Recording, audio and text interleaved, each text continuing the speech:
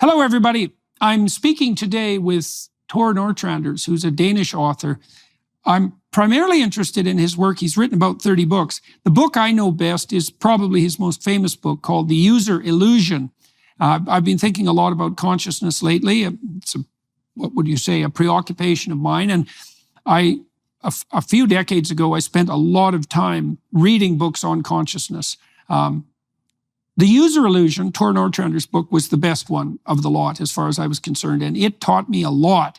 And so I figured the other day that I'd reach out to him. We haven't talked before, and so that was what happened. And I got a chance to investigate his thought more elaborately.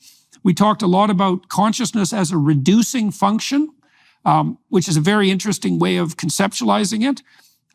It's something akin to Aldous Huxley's speculations, although he elaborated it in much more detail and very usefully, and also associated that with our ability to communicate verbally in a way that I think was in keeping with the relevant neuropsychological literature and what we know about perception. So Nørretranders hit the target very specifically, and I thought it'd be fun to talk to him about that and to share that with all of you, and so that's exactly what's going to happen. So, Mr. Nørretranders, I really became interested in your work because of The User Illusion, which I read quite a long time ago, probably about 10 years after you published it. I believe it was published in 1991. In Danish, yes. In English, I think in 98. Oh, okay. So I see. All right. So it probably would have been around 98 when I read it. I was quite interested in the psychology of consciousness. But I had a hard time finding any books that I thought were really credible. You know, I read Dan Dennett's book, and I also read Jeffrey Gray's book, and Gray is a real genius. He wrote a book called The Neuropsychology of Anxiety, which I think is one of the best neuroscience books ever written, maybe the best. But I didn't think his work on consciousness hit the mark the same way. Your book, however, I thought it was unbelievably helpful. And I want to focus on one element of it. Maybe you can tell me how your thinking has developed. I really liked your idea of, and let me make sure that I actually get this right. You talked about linguistic communication as a form of unpacking, right? It was like a sequence of compressions. Okay, so I want to walk through that, because I don't know how much of this now is my idea and how much of it is yours, because it's been so long since I read your book. But so this is how it seems to me, and then I'll have you comment on it. So I've been trying to understand what it means to understand something. We use that word understand. It's an interesting metaphor. So I'm thinking about consciousness as a multi-tiered phenomenon.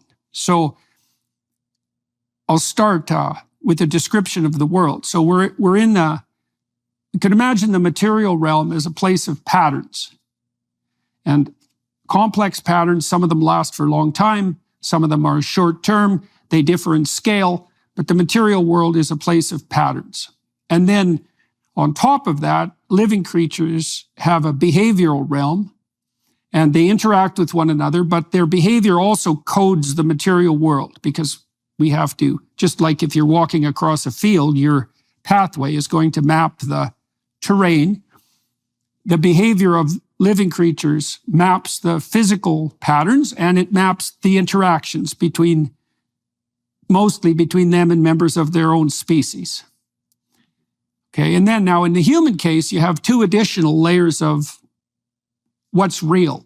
You have an imaginative realm, and the imaginative realm seems to me to be where we capture the patterns. We primarily capture the patterns of behavior in the imaginal realm. That's what a dream does, because dreams have characters, and the characters act out a drama of sorts, more or less coherent. We make that more coherent in literature and in drama, in fiction. And so that's the imaginal realm. And then on top of that, we have the linguistic realm. And it seems to me, and I think this is in keeping with your ideas, that the linguistic maps the imaginal, and it can be unpacked into the imaginal, and the imaginal can transform the behavioral. But all of that there's a harmony between all of that that constitutes something like understanding. And so the first thing I'd like to know is, like, does that bear any resemblance to your ideas? And then what do you think of that conceptualization? I think it's very complicated in a sense. I would like to start with a more basic sort of observation, which is the observation that if you look at our sensory, if you look at the sensory system of a human being, our eyes, our skin, our hearing and smell and taste and all that, there's an enormous amount of information that goes into us in every second. And you can measure that. And in fact, that has been measured since mid last century. And people didn't really know what to do with that information because it's a pretty high number. Nowadays, people are acquainted with the concept of bit, the bit of information. And it turns out that it's something of the order of 11 million bits per second enter our sensory apparatus. On the other hand, you can ask yourself, how much can we be consciously aware of? And again, you can measure this. There's been measurements of this since the 60s of last century. And the interesting thing about this number for how much you could be aware of is that it's so much smaller than what we actually take in from the world around us. Like we take on the order of 16 bits per second from the outside world into our awareness, but we take 11 million bits from the outside world into our system, whatever that is. So the problem or the difficult thing to understand is that there's a reduction of a factor 1 million from the sensory intake to what we are actually aware of. Right. And that seems immediately very surprising. So somehow conscious awareness is very different from sensing the world. When you talk about patterns and recognizing patterns, that will be the sensing of the world that every animal would have to do, and we do, of course, also to survive. But what is that which we are conscious about? And it's a tiny little part of what we take in. And of course, most of what the information we take in at any second is not really worth contemplating in that second. Like, I see behind you windows, and it's obvious that these windows are not falling down on you. And you don't have to reassure yourself every second, they're not falling down, they're not falling down, they're not falling down. That wouldn't be very helpful. So you have to select what you are aware of. And the point about consciousness then is, and this is where the linguistic part enters the equation. The point about consciousness is that if you take the origin of the word consciousness, it's from Latin, it's conscire, it's knowing together. So when I take in a lot of information from the outside world and I'm aware of a little of it, it's very much so that what I'm aware of is what I share with other people. I point to something and say, it's red. And you have a concept of red, I have a concept of red. And somehow we sort of calibrate our way of seeing stuff. But there's more to the quality of red that my eye actually sees. So consciousness is about sharing awareness of the outer world or the inner world in a very, very compact fashion compared to what we actually take in. And therefore, the language is very important. The social relationships are very important. The co-awareness is very important. And you could say that the whole show starts with pointing. When you have infants, you point, and when they're old enough, they actually understand that the interesting thing about pointing is not the finger, but what it is pointing at. Some animals understand that also, but sort of directed, shared attention is very much sort of the stuff of consciousness. So it's in a way it's a social thing. It's something you share with other people. But of course, you can have consciousness on your own, and most of us have a lot of conscious awareness without other people being involved. But that's sort of the collective mind that we have internalized, so that we can share our experience with other people without actually talking to them or being present together with them. And so that was a major theme of this book was trying to sort out this thing that we're doing an enormous selection in what we are aware of in conscious awareness. Okay, so I've got 3 or 4 things to elaborate on from that. Okay, so I want to lay out another schema. So here's what I'm going to dig into. You talked about pointing. You talked about the consciousness we have when other people aren't around. You talked about sharing and trade. So let's dig into each of those. So I've spent a lot of time trying to figure out what a story is, and how stories shape what we point our attention to. Okay, so I understand that relationship between pointing and verbalization, but also pointing and specification of attention. Okay, so I'm gonna bring in some other ideas, and I'll get you to comment on them. So I was quite taken by my studies of J.J. Gibson. So Gibson wrote a great book called The Ecological Approach to Visual Perception, and I think there's some brilliant things in it. And I've been elaborating on Gibson's ideas in the context of narrative. And I guess narrative is relevant to the idea of sharing, because a lot of what we share are stories. And I think stories are pointers to value. That's a way of thinking about it. So let me lay out a phenomenological world for you and tell me what you think about this. So imagine you specify a point with your aim. Okay, so now you're determining a destination. This is what bees do when they communicate about where the pollen and the nectar is in flowers. They specify a treasure house of value. Okay, so that's the point, that's the destination. Okay, so from Gibson's perspective, once you establish a point, then the world lays itself out as perceptible objects. And some of those are tools. They're all what he called affordances. They're all the phenomena that are now relevant to that goal. And you can break them. He broke them roughly into 2 classes: tools. And so a tool is something you can use to move yourself along your pathway, and obstacles.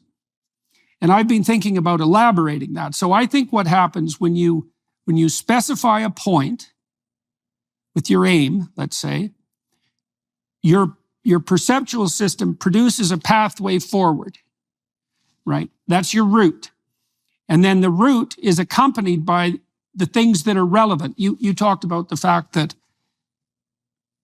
we are taking in 11 million bits per second, but compressing that to 16. Almost all that we perceive is obscured as irrelevant. It's not even part of our conscious experience. So what stands out? Well, pathways, then tools and obstacles. So those would be like material entities. But then I think there's a parallel in the social domain. Friends and foes. So friends share your aim and accompany you along the way, and they can be helpful. And foes are human obstacles, but also can obscure or interfere with your aim. So tools, friends, obstacles, foes. And then there's one other element, which I think is very cool. I just figured this out. I think the other thing that we perceive are agents of transformation. And those would be like magical creatures in a fairy tale. And an agent of transformation changes your aim. And the reason they're magic is because the world of the aim that they specify doesn't play by the same rules as the rule of the aim that you inhabit, right? So, okay, so now the reason I'm telling you this, it's relevant to the pointing idea, because that's kind of the landscape that emerges as a consequence of pointing. But it also is relevant to the sharing idea. I've been thinking that, when we speak with each other, we're offering the fruits of our imagination. That's a way of thinking about it. Each word is actually a storehouse of value, or a pointer to value. And so you could say the reason consciousness evolved, and this seems to be very much in keeping with your thinking, is that we can offer people pointers to a destination, or specify a destination. And again, that's not much different than bees do when they're doing a dance to specify where the honey is. And so it's the fruits of our imagination that we can encapsulate in words. And maybe we have that private consciousness, our ability to think on our own so that we can build up a storehouse of value so that we actually have something to trade with other people. Okay, so that's a take on the things that you just described. So I'd like to know what you think about that. I come to think of the paradigm of predictive processing, which has been very influential in the past 10 years in understanding how we perceive the world. Carl Friston, a British guy, is one of the leaders of the field. And the basic idea, there was a philosopher involved very much in explaining, Jacob Hovey, explaining this paradigm of predictive processing, who was kind enough to say that the deep idea behind it actually was in this book, The User Illusion. Oh, that's cool. That's cool. It's nice of him to say so. Yeah. But the point is that what User Illusion tries to say is that first we take in information and then we create a sort of a simulation of what that information is. And then, only then do we experience. We don't experience the take in. We experience our own retelling of what we take in. And predictive processing paradigm is basically saying that all we experience when we go about our stuff in the world is our predictions of what will happen next. What will this guy do? What will this monkey do? Will there be a fault in the terrain when I walk there? So it's all about predicting. So in that sense, it's all about storytelling. Everything we know about the world is storytelling. And then, of course, it turns out very often that our stories are wrong. We are corrected. We understand that there was something wrong. And so we correct our storytelling. We make it more and more qualified, and and when we get to know people, we have a better ability to know what to expect from them and so on. But it's all a question of creating a story not inconsistent with the information we take in. And there's one thing here that's, I think, is very deep, and that is, if you take children, they're afraid of the dark. You go into the forest in the evening as a kid, and you are scared because of what could be in the dark. If you go there in the daytime, you're not scared at all. Why is that? That's because there's nothing to contradict the inner fantasies of the kid when it's dark. There's no information that runs counter to the idea of many, many weird trolls and demons out there. But in the daylight, there's so much information that contradicts your ideas. So in a way, all of our perception of the world is a hallucination we create under the condition that it does not contradict the sensory data we take in. So we are constantly telling stories. So telling stories is what perception is all about. And of course, human beings have taken this to a higher level than we expect a mouse to take it to. But it's basically the same phenomenon that we try to create a consistent idea of what the world is like. But it's what we experience is our own dream, if you like, or our own fantasy, or better word is our own hallucination. And so this will explain all the things we see when the light falls and you enter into twilight zone, and suddenly there's not enough information to contradict all the weird ideas you have in your head. Yeah. So you talked about Friston. So I'm going to go down that rabbit hole for a while. First of all, I interviewed him for this podcast. Second of all, with two students of mine, Jacob Hirsch and Raymond Marr, we wrote a paper about the same time that Friston was working on his entropy theories on anxiety as an index of entropy. And so this is partly what I talked to Friston about. Yeah. Well, and it ties in with this idea of route specification to a treasure. So Friston pointed out that, and this was in keeping with the work that we were doing, that if imagine you've specified a route to a given valuable destination, you're proceeding along it, and all of a sudden there's an obstacle arises that makes the path more complicated, and maybe indefinitely more complicated. So you're driving to work and your car quits. Well, you're not going to get to work, and that's that means the complexity of your day has radically increased, especially maybe if you're on the outs with your boss. Plus, all the other routes that are dependent on the functionality of your car have all been thrown into disarray. That's an entropy problem. It's marked by anxiety. So a lot of negative emotion is an entropy increase marker. But Friston pointed out something fascinating. See, I hadn't figured this out, which was that if you move forward to a specified destination, so let's say a specified treasure house, each step you take that works decreases entropy because the path to the treasure house is now shorter and requires less energy expenditure. So he could actually relate both positive and negative emotion to the concept of entropy. And this maps really nicely on this Gibsonian view, because if you have, let's say, obstacles and foes, well, they elicit negative emotion, and they tell you that your path is in danger. Your pathway or the aim is in danger. And on the positive emotion side, you have tools and friends, and they indicate that the pathway to your destination is clear and maybe even more efficient than you'd hoped. And so, okay, so there's that. So that's cool because it ties emotion all the way down to entropy, which is a very fundamental grounding of and it also includes emotion now inside the narrative frame. And so then you mentioned prediction. And so, I mentioned Jeffrey Gray, and Gray's work on anxiety is based on a prediction model. But I found that was inadequate, and I'll tell you why, and you tell me what you think about this.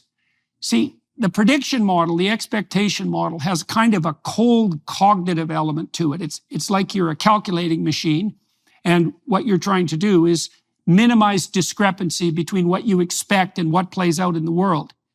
But if you can tweak that slightly and substitute desire for expectation, and that way you can pull in all the motivational systems. So one good way of conceptualizing motivation as opposed to emotion, it's a rough split, is that a motivation system sets a goal. So obviously lust does that, thirst does that, hunger does that, anger does that. And so it specifies an aim. And then the emotions, the negative and positive emotions, calibrate in relationship to that aim. And so what you're contrasting is actually desire specified by motivation rather than like a rationalistic expectation. And I like that because otherwise you're in the expectation models or the prediction models, motivation doesn't have a place. And that's a big problem because obviously there are multiple instinctual motivational systems. And a lot of the stories we tell are predicated on those. Jealousy stories or quest stories or rage stories. They're predicated on the operation of these fundamental motivational systems. Okay, so I tossed at you the entropy issue from Friston, and then also the issue of motivation. So I'd like your thoughts on those ideas. I think you are very right in saying that it easily becomes too technical if you think about prediction and testing your predictions. But emotions are basically all about testing your predictions. So the emotional language is another way of expressing the same mechanism, that you feel fondness for someone because you expect good stuff to come out of your interaction, or you fear someone because you fear that bad things will come out. These are emotions. So basically, what you see when you perceive something is already packed with emotions. There's an example of if you go into a forest and there's a small tree trunk there, the lowest part of a tree, it's fallen over in the storm, but there's only a small part of the tree trunk left in the forest. And you come there in bad lighting and you see that thing and it looks to you like a troll, like it's some alien weird creature. Now, what would be the rational thing to do here for a perception system? Would that be to to analyze closely the thing and then decide, no, it's the tree, it's the bottom of a tree, it's not a troll? Or would it be to say, oops, it's a troll, I better react on that? Of course, the meaningful thing is to start with the worst hypothesis in that situation. It's a troll. Right. And then, because if it is in fact the remnants of a tree, well, it'll stay that way. So you have time to find out. So the way we perceive things is, you're of course familiar with the Gestalt psychology, the idea that it's the whole sort of creature, it's a whole body of the creature you see rather than details. We don't sort of analyze the image of a person from one end to the other. We immediately see something and we immediately have an emotional response to that. And we all know that we meet people in life that in the split second we know, I like this guy, I don't like this guy, I like this woman, I don't like this woman. We are very fast in our emotional response to what we take in.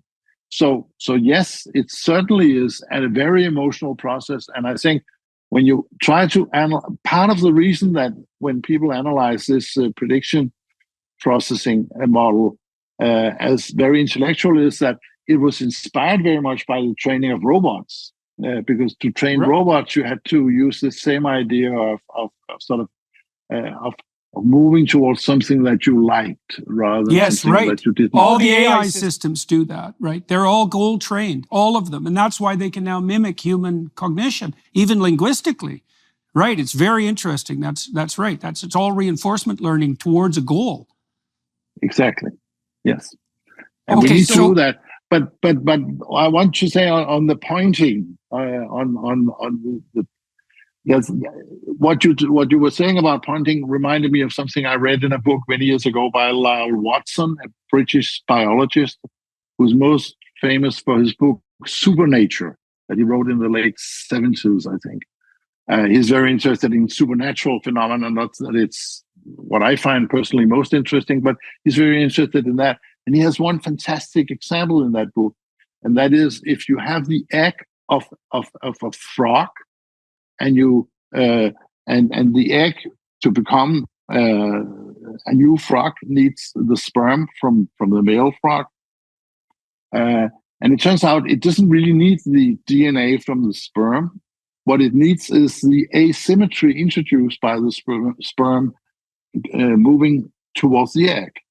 So it's more like the moment that you introduce the asymmetry into the spherical egg, and say this is the point, then the egg will reorganize and become a very small embryo for a frog. So the idea, I'm not trying to say that sperm is not relevant to frogs or to humans. It's not that at all. But it's more that the symmetry breaking. You have a sphere and you introduce, this is the difference. This is a point. And all the so that's like a reduction. Well, that's like the reduction that consciousness consists of.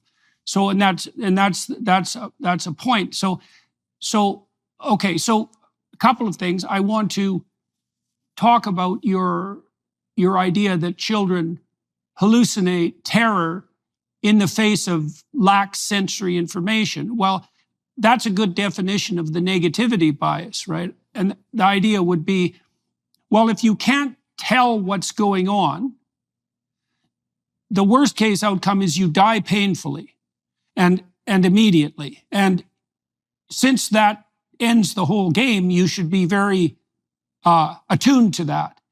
And so, as you pointed out, misapprehending a tree stump as a troll is almost a zero cost mistake. Misapprehending a troll as a tree stump, that means you're dead. Right. And that's really relevant because people have this pronounced negativity bias. And you could imagine too that in a landscape where the sensory information is poorly specified, the mapping faculty of the imagination has free rein. And the fact of that free rein, that's a high entropy state in and of itself, right? Because if you don't know where you are or what's going on, anything could be happening. And anything isn't emotionally neutral. It's terrifying.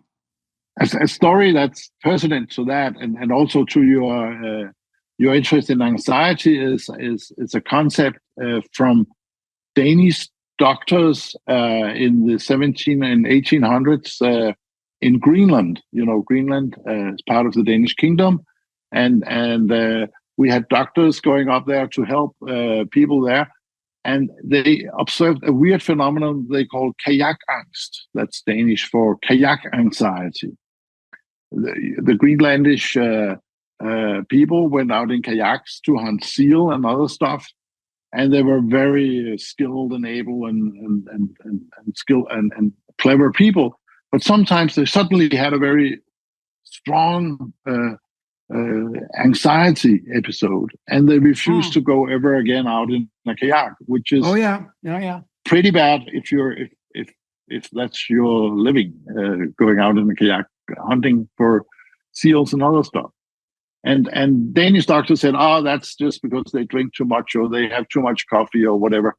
But it turned out that it's a true phenomenon in the sense it has no simple explanation other than the fact that if you sit on a kayak and the sky is blue and the ocean is blue and everything is blue, you suddenly lose sort of the orientation. And you see weird things happening. Pilots report the same thing when they fly into clouds. They lose orientation and they suddenly see weird stuff. You have John Lilly putting people in the 60s in these isolation tanks with body warm water and no sound, no vision, no anything. And after a few hours, they start hallucinating. Weird stuff.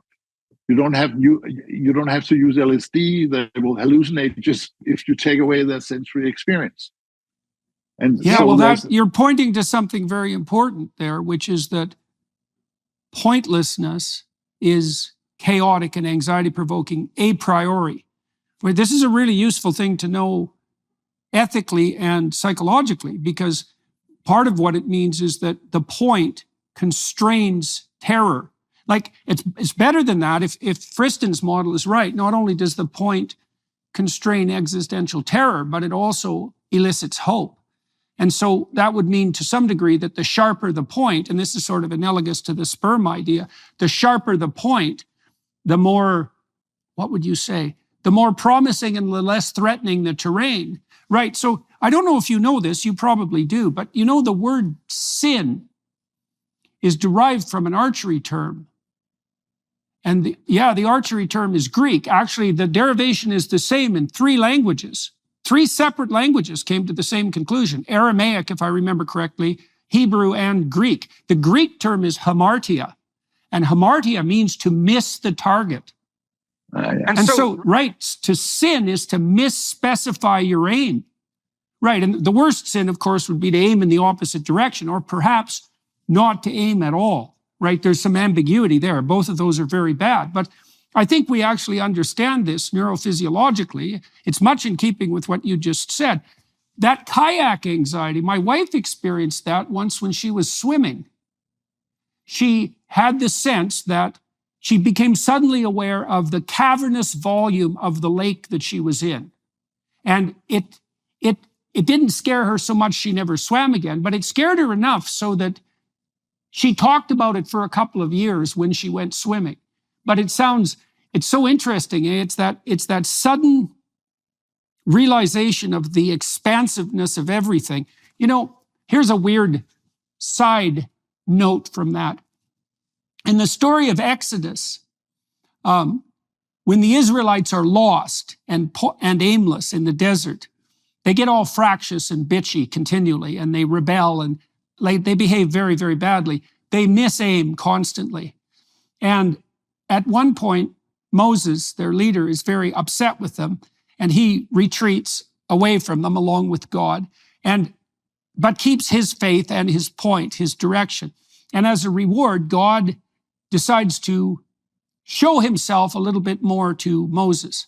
But he does something odd when he does that. He puts Moses in the cleft of a rock, so he can hardly see anything. And when he walks by, he just lets Moses see his back. And part of that the reason I'm bringing that up, because that's protection.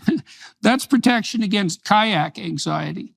Right? Well, imagine what would happen if we all of a sudden became aware of the 11 million bits per second instead of the 16. And even that 11 million is a compressed version of actually what's there, right? Because even that itself is highly screened. Yeah. So have you looked at the psychedelic research pertaining to perception? Okay, tell me what, because it sounds similar, right? It sounds like what's happening with psychedelic experience is that the domain of the narrowed consciousness expands, and you get a massive increase in positive emotion because of that, but also a potential massive increase in negative emotion. The whole emotional landscape multiplies. And does it seem to you logical that that is a movement that's neurologically induced towards, like, away from the 16 bits per second, more to the 11 million? Yes, and I think Aldous Huxley in his book Doors of Perception from the 50s or 60s, that I quote in the User Illusion book, he used mescaline, I think it was. And yeah, it was mescaline. And talked about this opening of the mind. And by many, of course, he's seen as sort of a very early bird in what's happening now these years with the psychedelics and the studies of how psychedelics will change the outlook of human beings on the world and allow them to take in a different kind of information and perhaps very much. And Carl Friston, by the way, is involved in some of that work also. Yeah.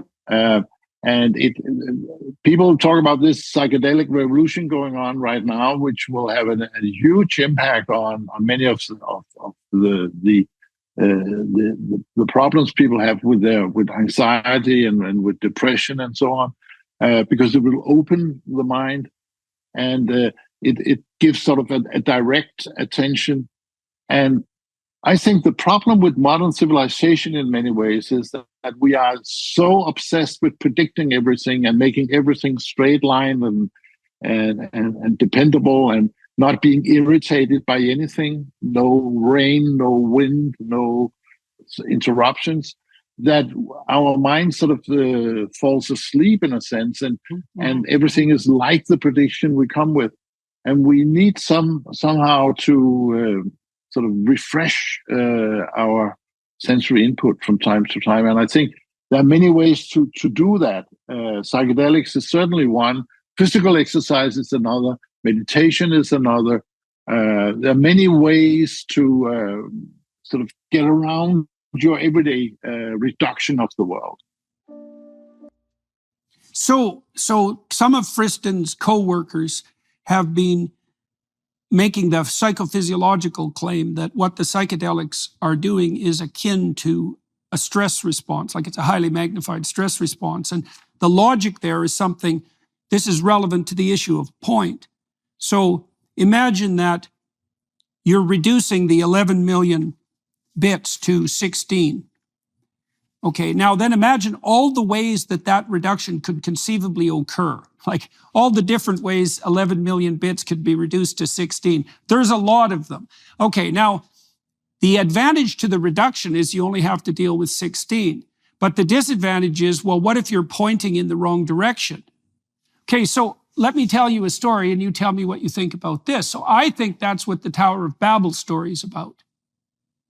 Okay, so let me outline it. So the Babylonian towers that story refers to were generally ziggurats. And a ziggurat is a structure that has a point at the top. It's essentially it's a stepped pyramid. And at the time that story emerged, the Babylonian kings, there were many of them, were engaged in the same kind of competition you see in modern cities, right? They were going to build the highest tower, and that would announce the builder of the tower as something akin to God, like a God emperor. And so these were God emperors of the technological enterprise. The people who build the towers of Babel in the biblical story are the descendants of Cain.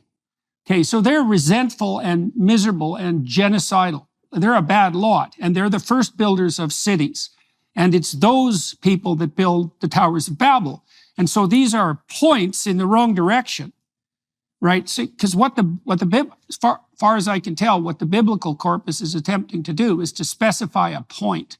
It's the point of the cross, actually, but it's trying to specify a point as an antidote to the pathological points that might otherwise emerge. What happens in the Tower of Babel story is that as the tower increases in presumptuousness, that's a good way of thinking about it, and sort of a bitter and what would you call it? A bitter and prideful rigidity, even the ability of the people who inhabit the tower to communicate becomes impaired. Right, and this ties into our discussion because we've already made the case that words themselves are something like pointers of value, right? They're compressed pointers of value. And if the value hierarchy itself is pathologized, if the point is wrong, well, then the words are going to become not only meaningless, but in some ways counter to meaning itself.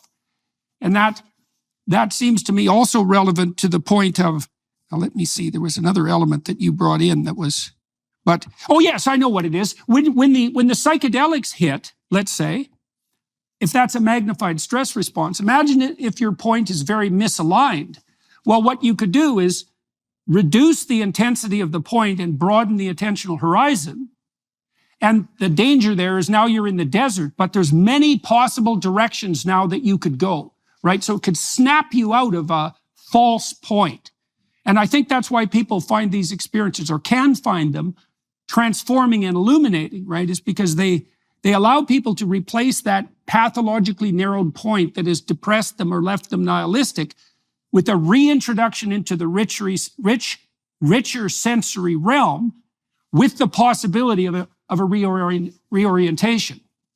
I think that's very true in the sense that what we basically did when we moved from being hunter-gatherers to naturalists, who were cultivating the land and taming the wild animals into our animals and so on, which is the story that the Bible is about.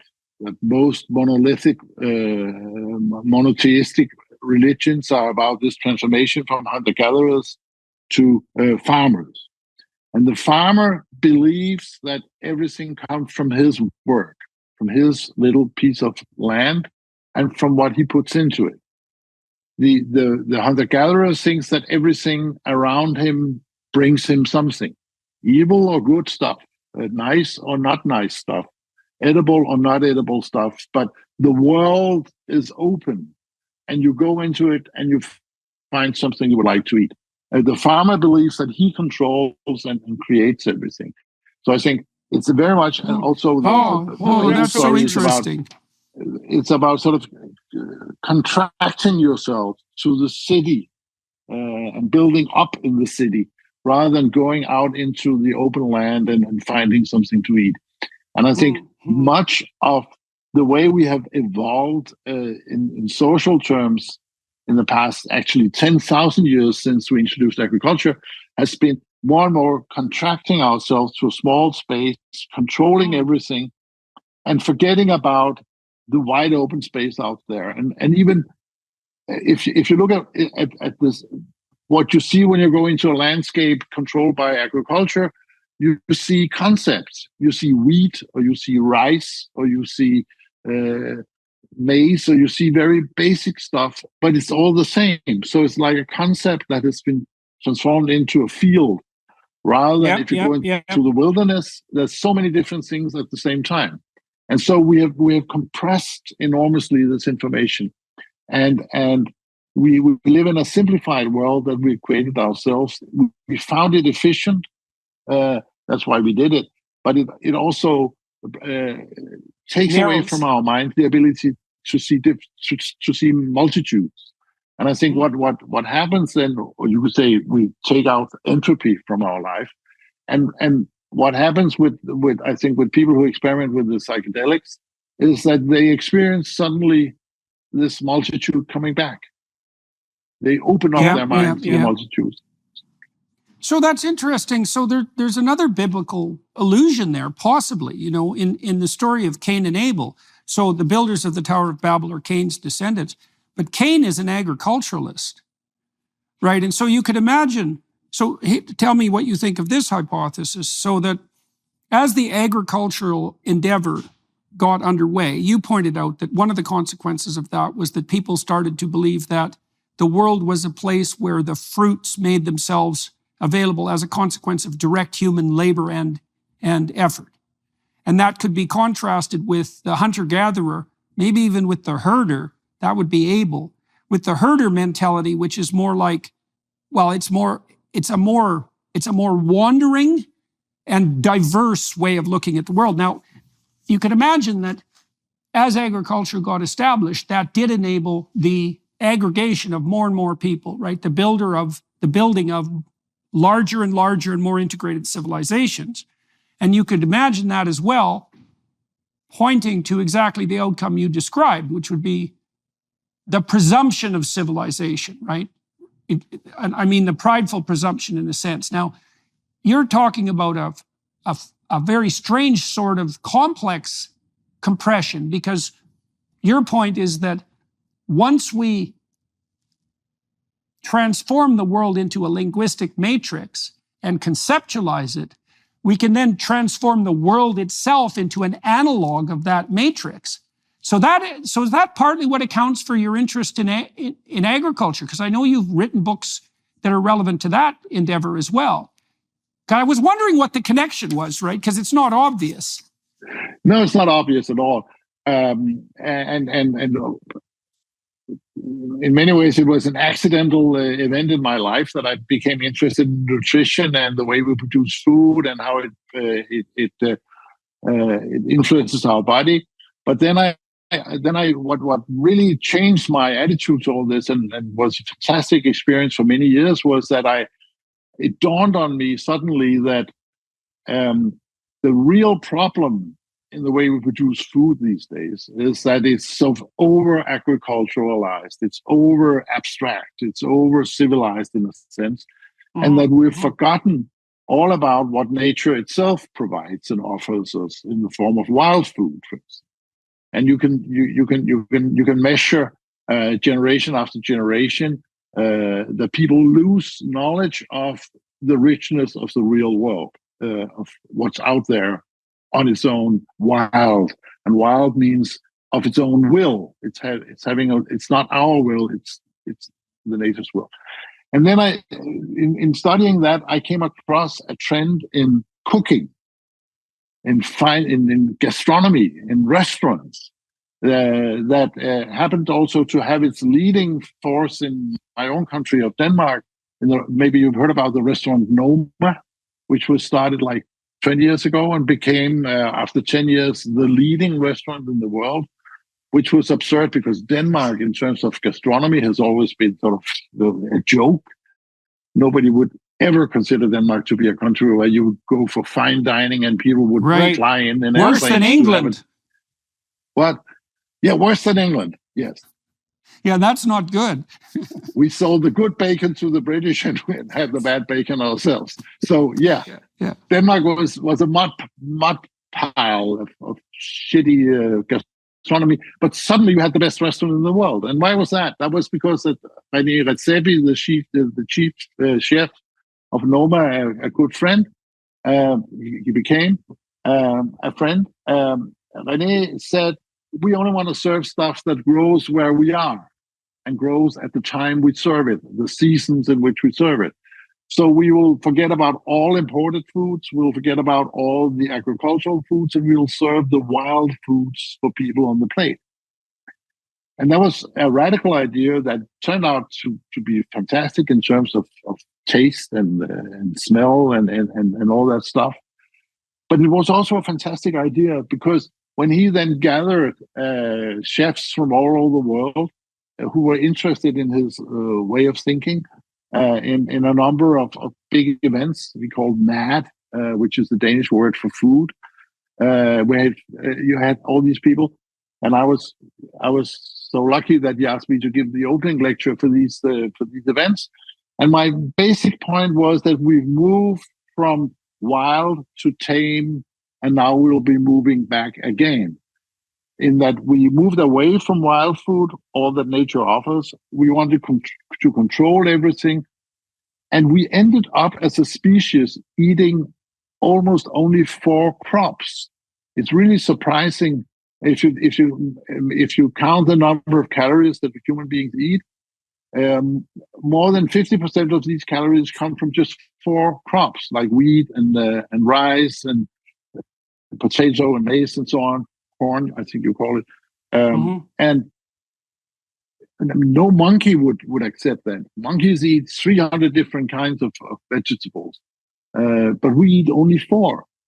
And all the brain power of the chefs is used to make 4 very boring things to eat edible all year round.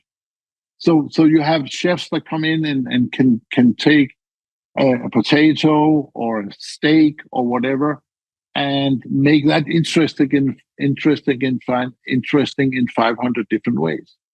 So gastronomy and fine dining has sort of collapsed into taking a few very poor raw materials and making them interesting, even though they're poor.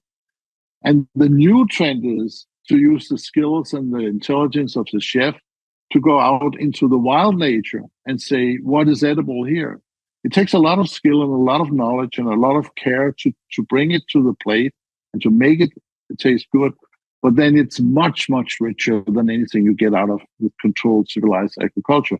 So the revolution or the renaissance in fine dining was to understand that chefs should go out and study the edibility of planet Earth rather than to create fantastic recipes with their gastronomy skills. Right.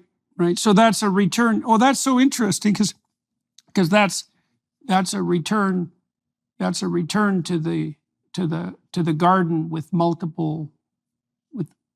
To what would you say, to the abundant garden. It seems to me that there's a powerful analogy there that if we think of what the chefs are doing as a form of art, that your sense, tell me if I've got this right, it's in keeping with what we've been discussing, that civilizational hyper-focus on 4 crops has abstracted us away from the underlying entropy, so that's good because we don't die, but also from the immense quality that's associated with that richness. And so a fine dining experience like the one you're describing is a reintroduction back into that plenitude.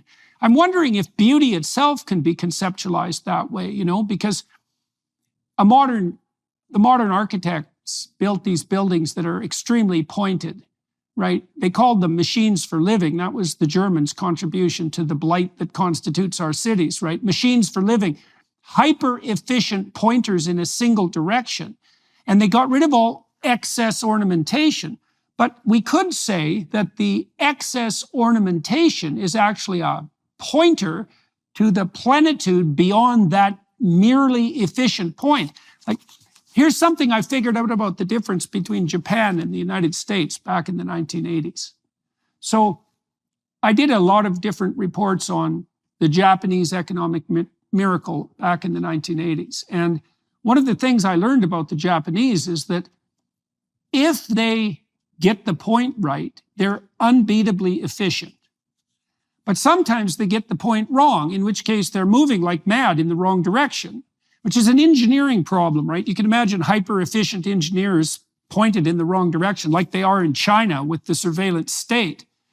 Well, in the United States, which is a way more diverse society, which also has a much higher tolerance for eccentricity and criminality, the Americans are incredibly robust because there's always something crazy going on somewhere in the United States where the new point might be established. And you get that homogenous society that's pointed to a single pinpoint. If that becomes the wrong direction, which it tends to across time anyways, then it's pathological efficiency in precisely the wrong direction. So there's this, in the Tao Te Ching, the Tao itself, which is the proper pathway through life, the proper journey, is a balance between chaotic plenitude and pointed order, right? It's not order itself. It's not the narrowing of the plenitude to a single point. It's the dynamic balance between them. And okay, so one of the things I've been thinking about is that that the sense of meaning, the instinct of meaning, you could think about that as a kind of meta motivation. It's like an amalgam of motivations that have become unified. And that's what lends your life the sense of meaning, right? The sense of meaningful pursuit. That seems to be a marker.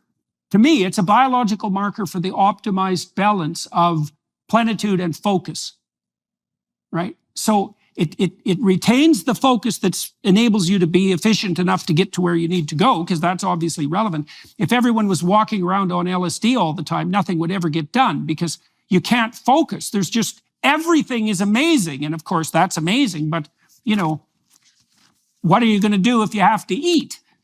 So, but then if you narrow too much, you get the problem that you're describing, and you're seeing that reflected in the agricultural enterprise, right? It's this hyper. So it's a focus on 4 crops, but it's also a reduction of the plenitude of the material world itself in accordance with that mapping, with that initial mapping. See, I think we do this to each other too, you know, is that it's something very dangerous in relationship, is that you build a model of the person you're with because you want to predict them and control them. That would be the cognitive, you know, the cognitive explanation. And then what people do is they punish each other for deviating from that expectancy set. And that keeps them, you know, narrowed and boxed in. But over time, it turns your relationship into, well, people get bored because people get bored with their spouse often because they've turned them into a simulacrum of their imagination. They interact with the idea of the other person rather than with the person. An analogy, I think, for this kind of discussion is a raindrop running down the hillside or the mountainside. If you had an engineer to solve this problem, we have this raindrop at the top of the mountain and we want it to the bottom. He would take his ruler and he would draw a straight line and say, that's the way to go, dear raindrop. And the raindrop will say, no, I can't do that. And he will come with some kind of machine and dig a channel for it to run down. And now what the real raindrop does, of course, is to go a little this way, a little that way, around obstacles and domes it leads in a zigzag motion all the way down. And what it does all the time is to move downwards. But downwards is not the same all the way along. So it becomes a very rich thing rather than a straight line. I think William Blake, the British poet and painter some 100 years ago, he said that the straight road is the road of the intellectual. The road is the road of genius. The straight road can become the road of the Luciferian intellect, right? That's really attempting. Well, so, and also in the Tao Te Ching, you know, that raindrop analogy is used quite frequently in the Tao Te Ching to refer to the Tao, because the Tao is exactly the course that water takes when it finds its way downhill. And you might say, well, why not make it hyper efficient? And the answer is, well, what richness do you sacrifice in that single-minded, efficient pursuit, right? And it's a tricky business because you could imagine in a relationship, you're trying to negotiate 2 things. You obviously have to come to terms with one another so that there's some mutual understanding and some prediction and some control. But then at the same time, you want to have the person develop and transform, if you have any sense, and you want to have enough variability in their behavior so that they're still, well, interesting, which is a good indication of the relationship between meaning and that balance between order and chaos. Is like, if you sterilize your relationship with an excess of predictability, your fantasy will start taking you into other relationships. That's what'll happen, right? Everything that you've sacrificed to that single-minded aim will make itself manifest in the imagination that's pulling you to a richer experience. So, you know, one of the things that I did when I was doing marital counseling for my clients was, if they were dissatisfied with their spouse, let's say, I said, well, what do you fantasize about in relationship to a new relationship, right? What fantasies spontaneously enter the theater of your imagination? And they would tell me, you know, in as much detail as was necessary.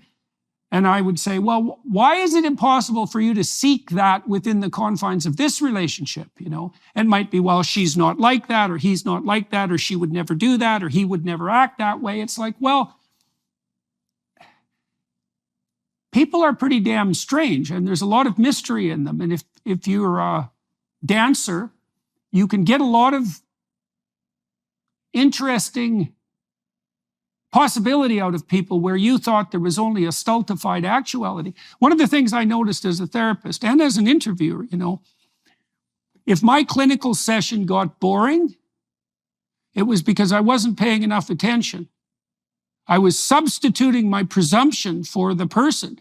And so if I attended more deeply, they would start revealing more of themselves, and then they'd become like, and this was even true for so-called there's no simple people, but I had lots of clients who they weren't intellectually gifted, put it that way. They were people who would have been struggling, often they didn't have a high school education. Some of them weren't even literate.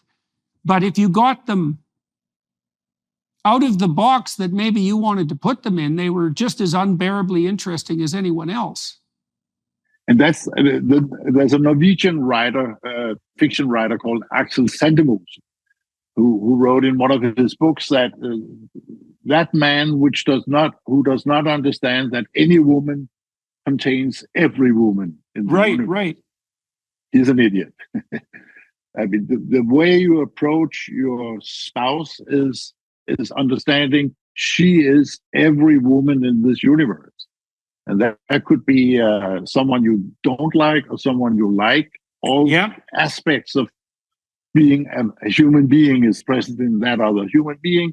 And the same, of course, goes for me as a man in that same relationship, that I'm the best of men and I'm the worst of men. Yeah.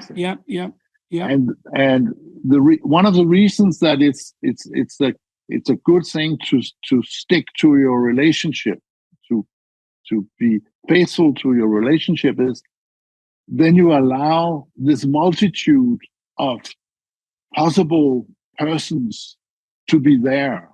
The moment you start thinking, oh, I would like rather to go over here or over there, or I would like to change things in that way and have another object of my love, then you reduce that person.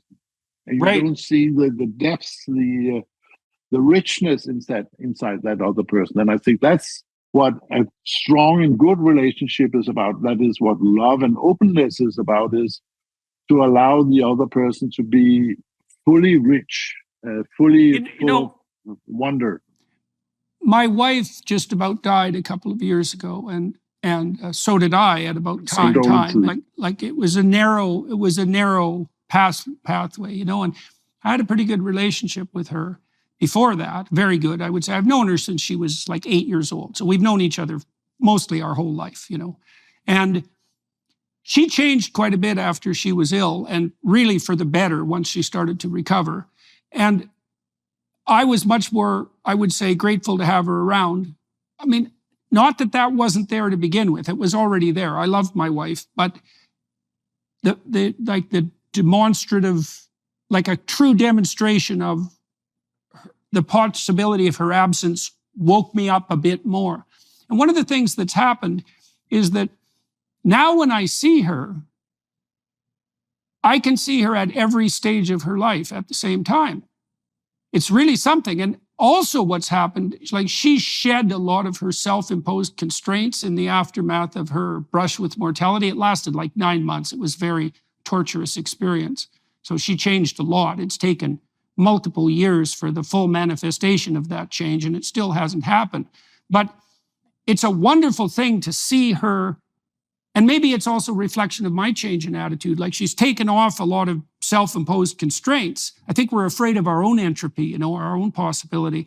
And in doing that, I would say she's become more like a child again, and there's insistence in that, in Wordsworth, for example, also biblical insistence, that unless you become as a little child, you can't enter the kingdom of heaven. And it has something to do with that imaginative plurality that you described, right? Because one of the things that's magical about children is their capacity to magically transform and to enchant the world. And they do that because they're going in many directions. They're not narrowed. And, that makes them in need of discipline and civilization, but there's something wonderful about that. So I'd like you to comment on that, but I'd also like to ask you, what you just said about relationships, that's not something that everybody knows.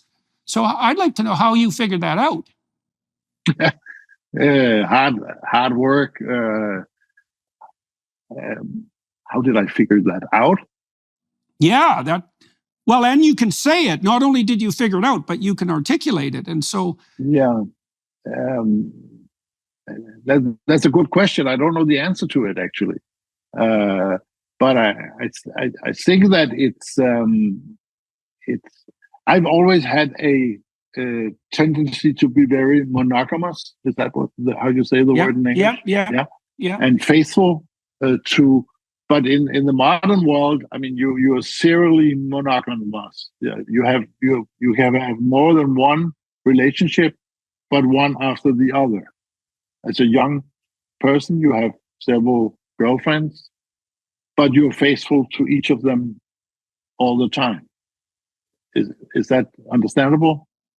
Absolutely. Yeah, and so I and that was unusual in the circles we're living in the 70s. People were sort of all over the place, all of them. And I was like, I had this instinct for monogamy. And I was sort of wondering, why is that so? And I realized that it was because it made me discover and explore the richness of the other person instead of just comparing to someone else and wanting to change someone else. And then, of course, I've been cultivating that emotion and that way of living for quite some decades now.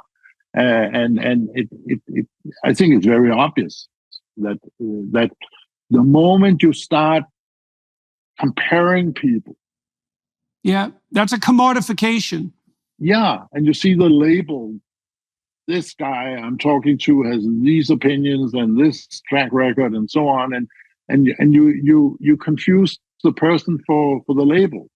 Yeah, and all you see is the labeling, and life becomes very boring. And of course, what I've been doing with food and agriculture, what I've been doing with how our cognition system works, what consciousness is all about.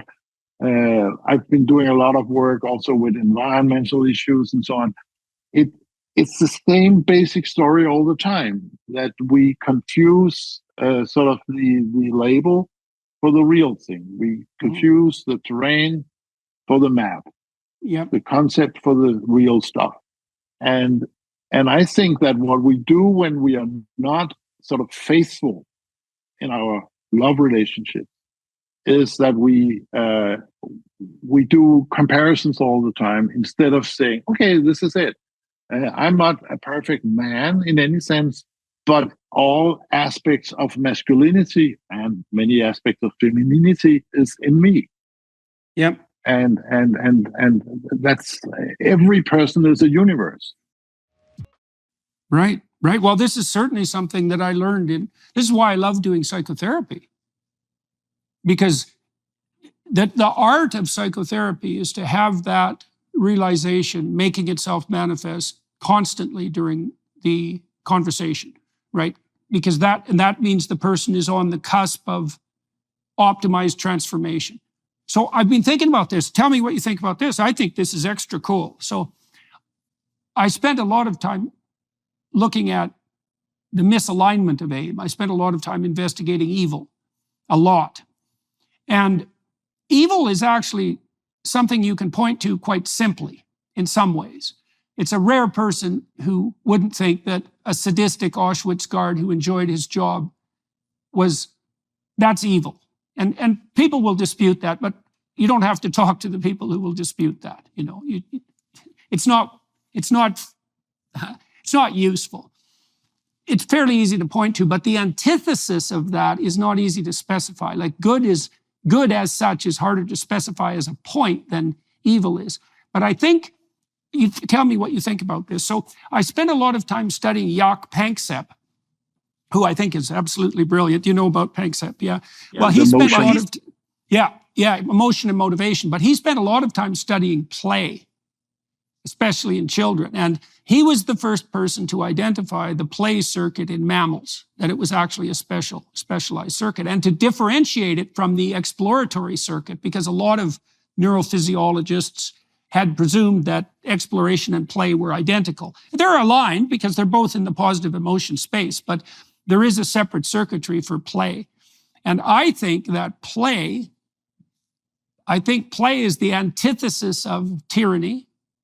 And I think that play is the place where that plenitude makes itself manifest in a manner that doesn't blow the frame badly enough to terrify.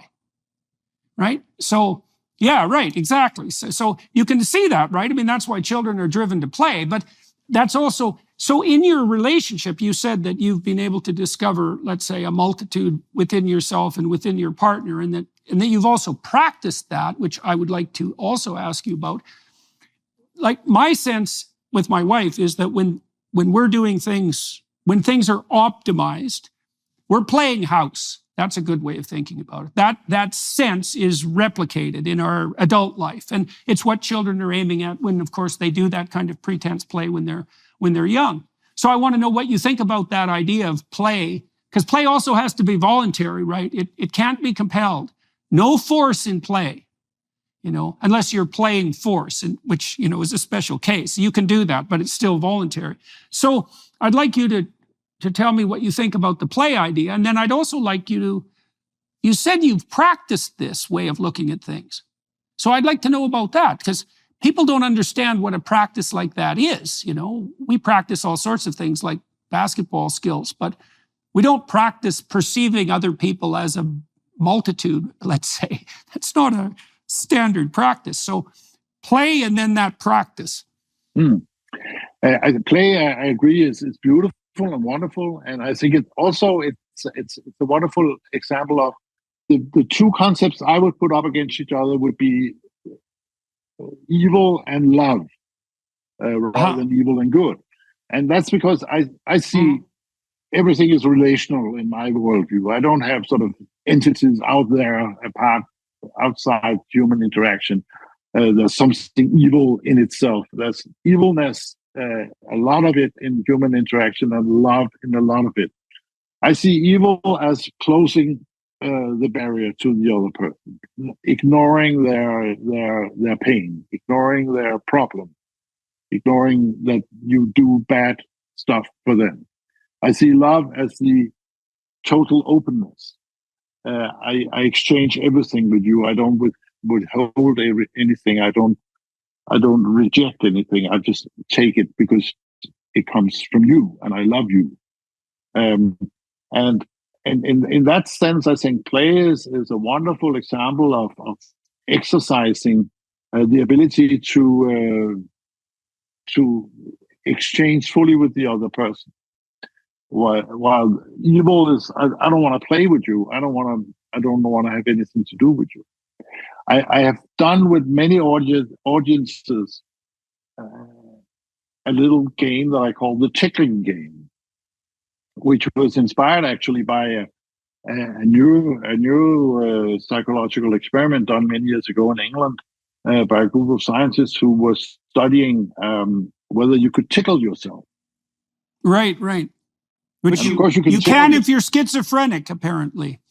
Exactly. And Chris Frith, who made that discovery, was part of this group. Okay. So they made a tickling machine, so you could move, sticks that in a complicated way would actually tickle your skin. And then you could tickle yourself even if you're not a schizophrenic, because you didn't know when and how the tickling would be. But basically, when you tickle yourself, your brain already knows what your hand is doing, so there's no tickling sensation. But if you tickle the person next to you, he or she will have a giggling and it will tickle. And sometimes I do with audiences. I ask people, experiment 2 rounds. First round, tickle yourself, doesn't tickle, very basic. Second round, you tickle the person sitting next to you on the left, and you have these 800 people going from just sitting there to yelling and screaming, and in 2 seconds. It's a dramatic effect. And then you say, oh, somebody didn't get any fun here, so now you tickle to your right, and people scream and yell again. And this is a beautiful example of, in my view, of that the only thing that's interesting about other human beings is that they're surprising, or they surprise us. They do things that we cannot control. That's why they're so interesting and so nice to us. We like being surprised. Yeah, yeah. But of course, if you went into the what you call the subway, the metro train, the U-Bahn, the train in the city, and suddenly somebody would tickle you, that wouldn't be fun. That would be scary.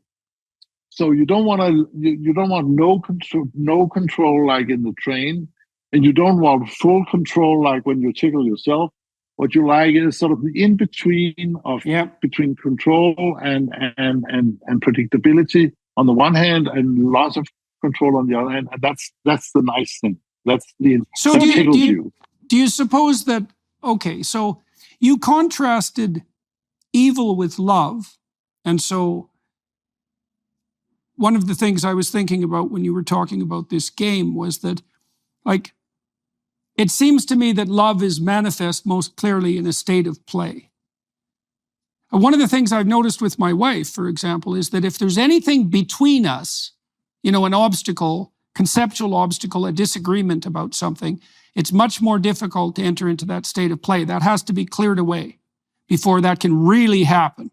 And so that's in keeping with Panksepp's findings, because Panksepp found that play was very easily suppressed by virtually any other motivational state, right? So things have to be optimized, okay? And then I wonder if that play, like, is play a reflection of the love that puts someone on the border between the predictable and the unpredictable in that optimized way? Because you see people doing that. If you're playing one-on-one basketball with someone, you want a competitor who pushes you, right? You don't want to be exactly in your zone of comfort. You want to be a little bit outside that, right? You want to have that. It's a glimmer of what's being suppressed by your aim. You want to have that still around. It's like a halo. That's another way of thinking, or a penumbra, something like that, right? Something that's glowing, that reminds you of everything that you're not attending to at the moment. There's something very rich about that. And, your thoughts about monoculture agriculture, for example, are an indication of the, there's an insistence in the Old Testament. This is very relevant. This is something I've been discussing with some of my friends a lot. When the Old Testament people set out their fields, there's always some uncertainty about borders. So there was an insistence in those societies that the margins were for gleaners, right? That's where the poor could find their sustenance. And the idea under that was that your boundaries, although necessary, shouldn't be so tight that there's no room for experimentation and the marginal, right? Which I think, and also I found out in keeping with this, by the way, there's a hierarchy of DNA repair as a consequence of mutation. Mm-hmm. So there's core DNA structures that if they mutate, they're repaired with 100% accuracy. Right, and then there's a hierarchy so that there are peripheral genetic codes that are allowed to mutate because experimentation can take place there on the fringe without demolishing the whole. So that echoes that idea of the center, the focal center with the experimental fringe, that seems to echo everywhere.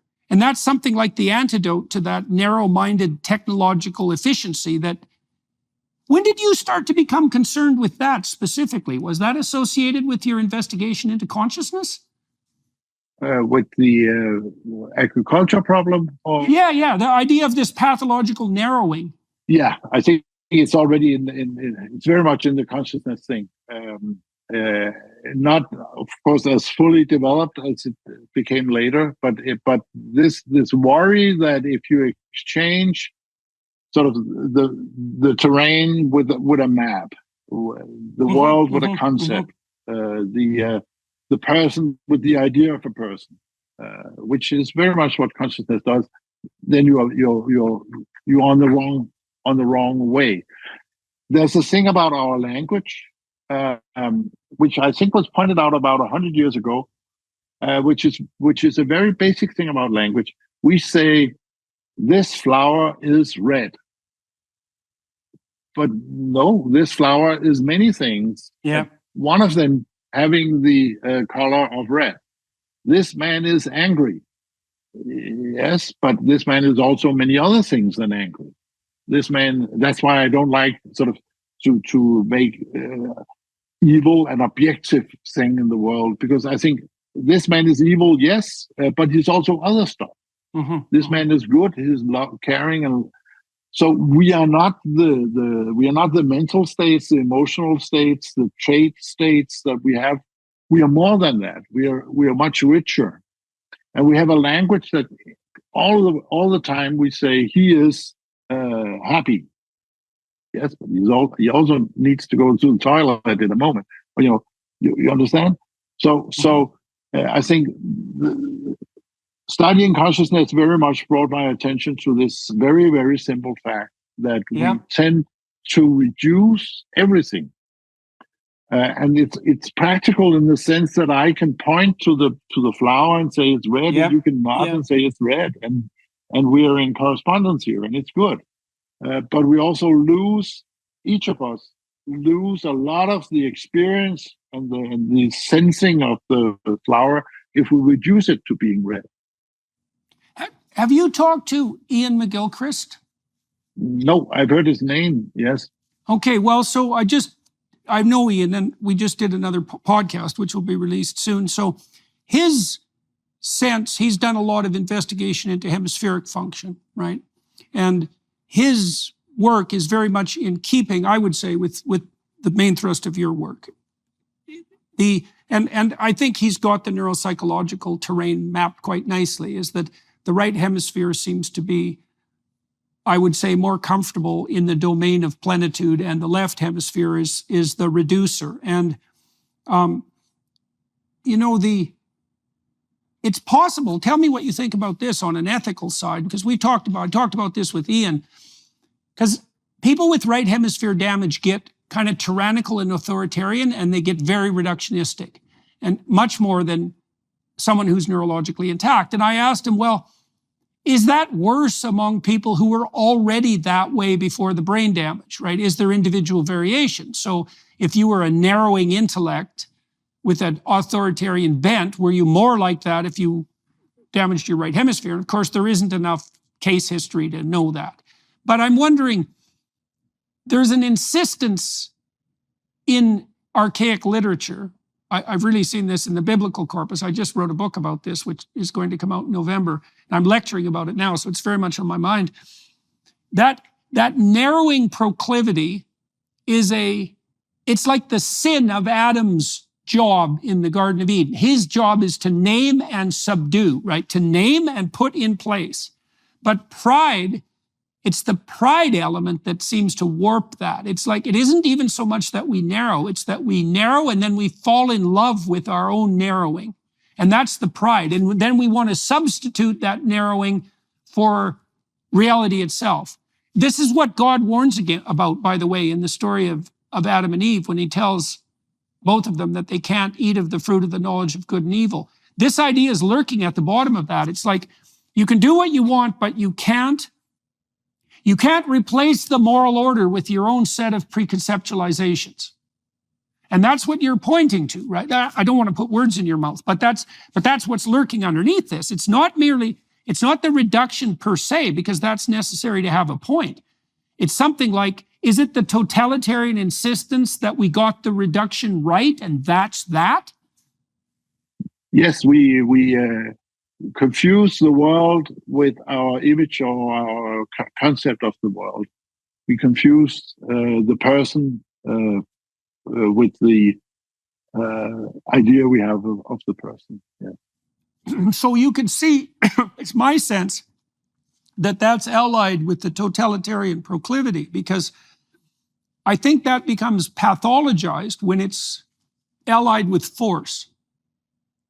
Right. It's that, it's that not only do I want you to be in the box I put you in, plus everything else, but if you're not, then look the hell out from me, because I can impose that.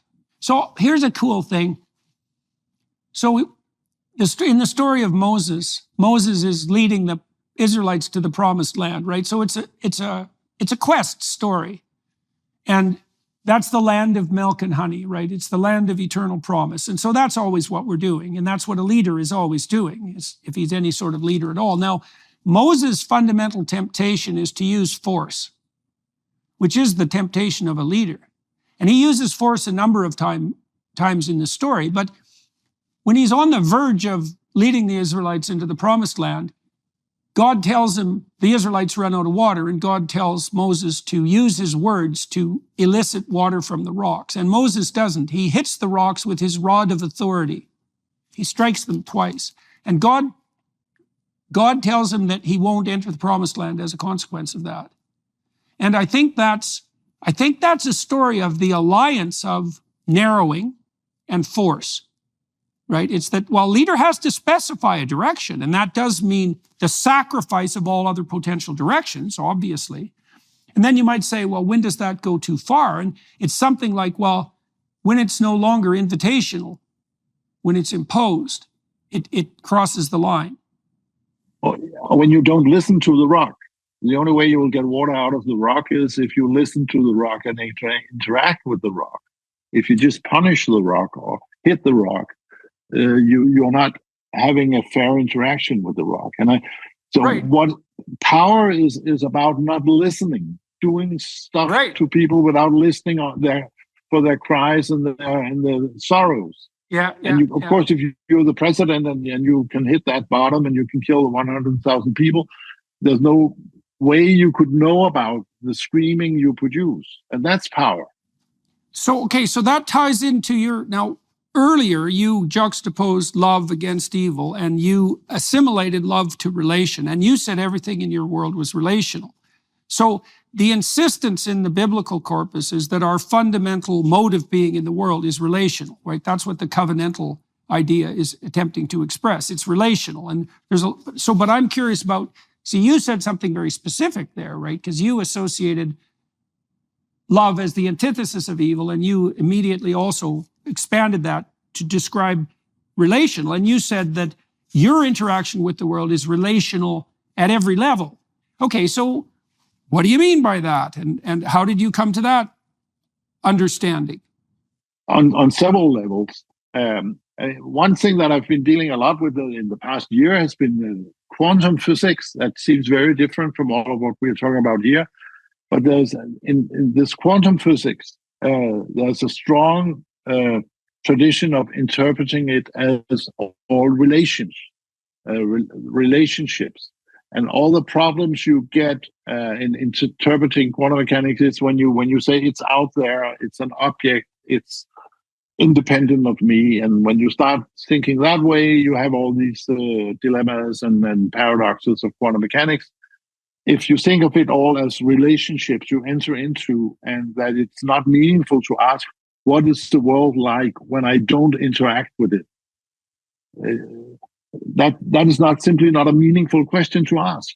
Because if I don't interact with the world, doesn't make sense to ask how it would be if I don't do that. So in many walks of life, I find the same basic structure. It's relational, and that you have to accept that unperformed experiments have no outcomes. If you don't do things, nothing happens. And our social relations are of the same nature, that it's all about interacting. And what is this guy like really if I don't interact with him? I don't know. What is this guy like if you don't interact? I don't know. I'm a relational creature in that sense. And what's happening inside my head is relational. And I think that's in many ways the most fundamental aspect of this whole consciousness thing, is to understand that my consciousness is the collective of human beings in my head. I see and understand and put words to the world through some kind of eyes of everyone, the collective eye of everyone. Yeah, yeah. That's my consciousness. And then I have my private experience, my sort of mystical experience, my psychedelic experience, if you like. I'm not very much into that, but you could have that. And that's sort of very direct and very but it's also very private. And then you can have this, I see the world through the eyes of my friends and their concepts.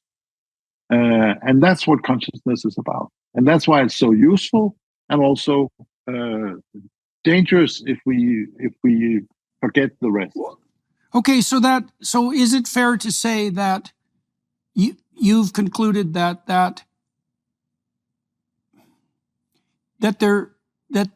what's real is no different. There's no difference between what's real and what emerges as a consequence of what's relational, and that's the pinpoint of consciousness.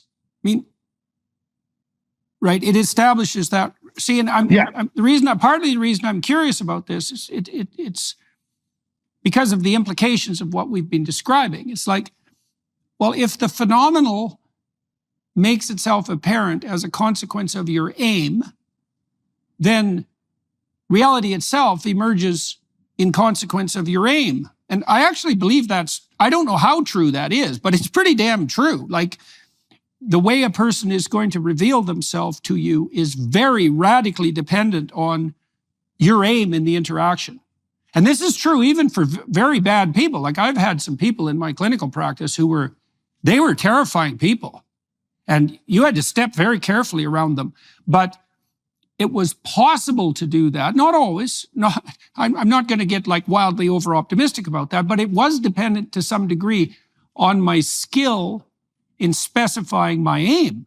You know, like I would say, the more dangerous the person, the better targeted your aim bloody well better be when you're dealing with them, or look the hell out, right? They're a particularly dangerous person is likely to respond very violently to even minor moral errors on your part. That's for sure when you're dealing with them. But it is an unspecified question. The degree to which reality reveals itself in accordance with our aim is a very much unspecified question. I think the relationship is far deeper than we dare to imagine. I come to think, for some reason, this may be a wild tangent to take. The first time I was in New York, city of New York, many years ago, as a European, as a naive European, I was worried. It was back in the 80s. I was worried that crime and I would get into trouble and all kinds. And I met another Danish guy in New York, and I asked him, "What do I do? You live in this neighborhood that's known for a high crime rate.